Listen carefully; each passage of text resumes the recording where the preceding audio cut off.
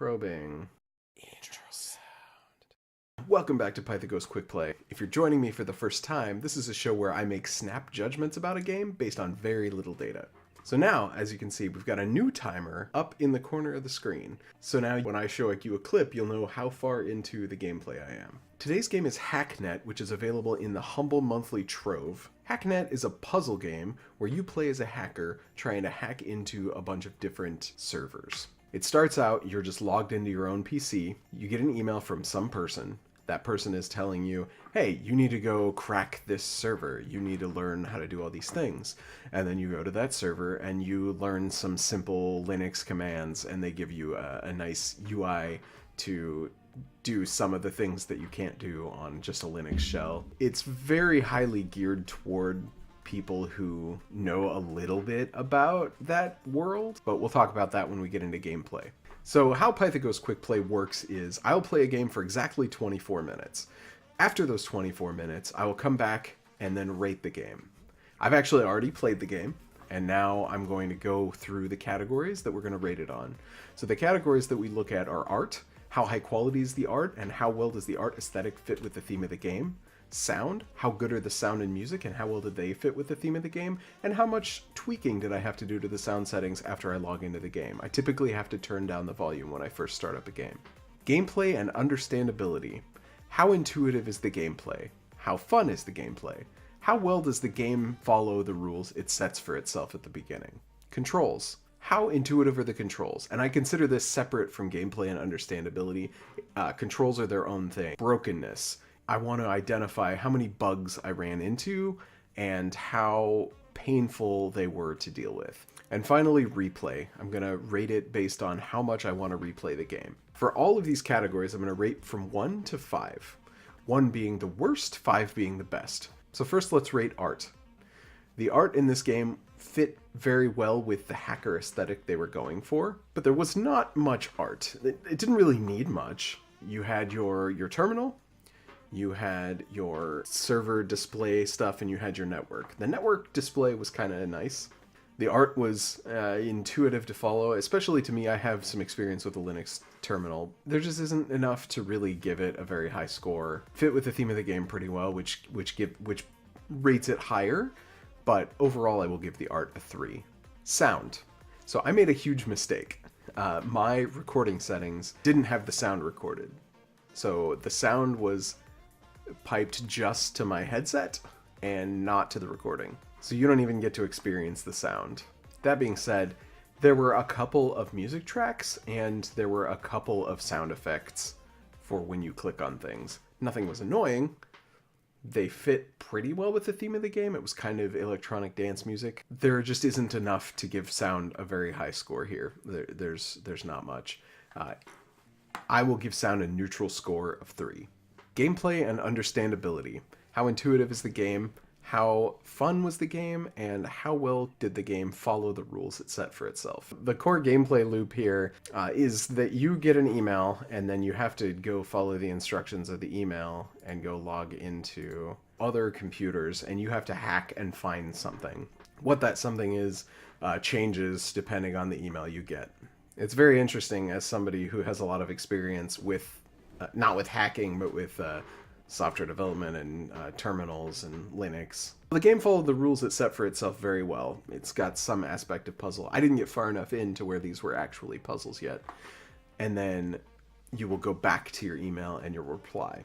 So how the user interface works, because the controls were just point and click, I'm going to file how the user interface works under controls and not talk about that here. Instead, I'm just going to talk about the core gameplay. There's a lot of reading, and then you have to follow the instructions really well, and then if you do well, you get rewarded by a new email showing up, a new email saying, you have to go do this thing now. So that's pretty satisfying. I don't know how good this game would be to somebody who's never used a Linux terminal before. For me, I knew some of the commands without having to look them up, without the game telling me about them, and as such, I probably had more fun in the game than somebody else would have. The puzzle aspect, it's hard to say how good this is based on 24 minutes, but that's what this show is. The gameplay was very fun for me. It's hard for me to recommend this game. The gameplay was very fun for me. The gameplay was, I will dock it a point for intuitiveness. I would say there were aspects of it that could have been more intuitive.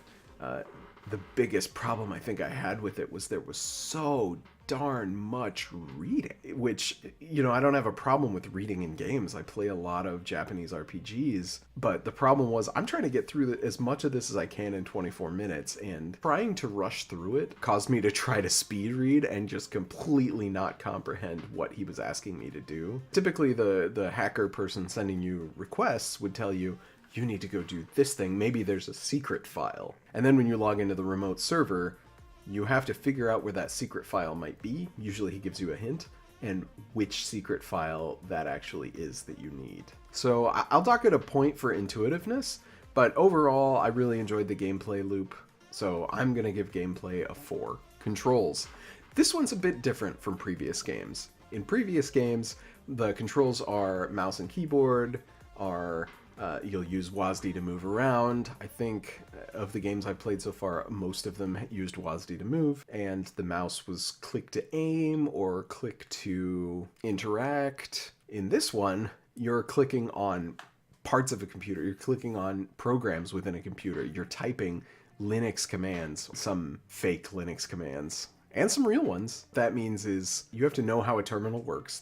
They explain it. I don't know how well they explain it because I already knew how it worked, so it was easy for me to pick it up. Controls are how intuitive are the controls and how well does the game follow the control rules it's set for itself. It's hard to rate this for somebody else, so I'm going to rate it based on me, and it controlled very easily, even though it was sometimes hard for me to figure out what to do. The controls didn't hinder that in any way, so I'll give controls a 5. Brokenness. So brokenness is how many bugs did I experience and how much did they detract from the overall experience. And I didn't experience any bugs, but I did break other people's computers, so should I give brokenness a different score? No, brokenness is a 5. That brings us to replay. How much do I want to keep playing this game? I'll go over what the different numbers mean. 1 means I will never play this again. 2 means I don't want to ever play this again. 3 means I don't care if I ever play this again. It'd be fine if I do, fine if I don't. 4 means I want to play this again. And 5 means I'm going to play this again, or I'm going to keep playing this right now. So at the end of the gameplay, I was very sad. At the end of the 24 minutes, I actually debated after that whether I could keep playing and then come back and do the review segment later. Proxy detected. Ah, no. My time's up.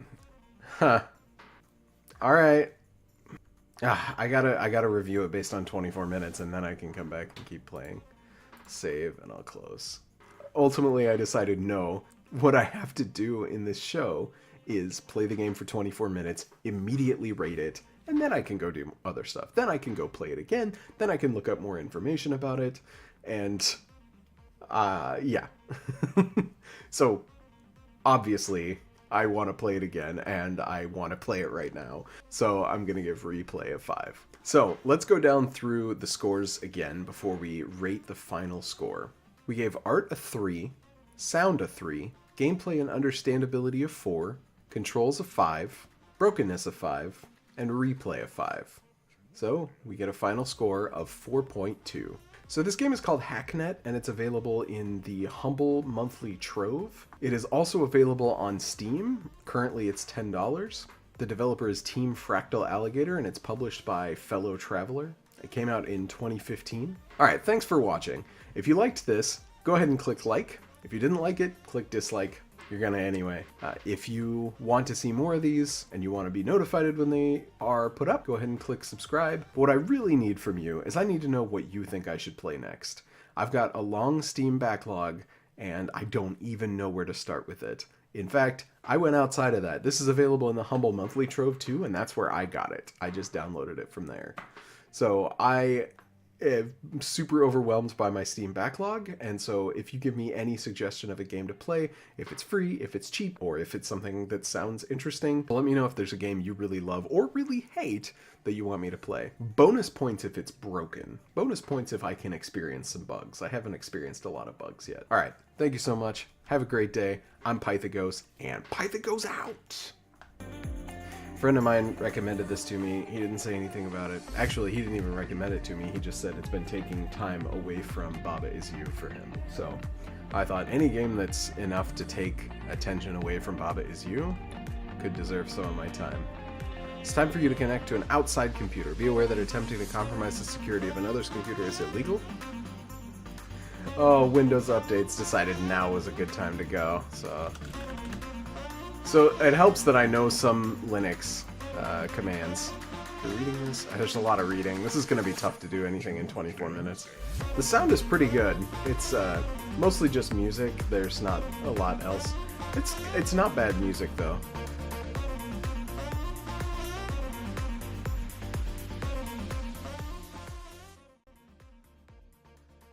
There's not a lot usable here, is there?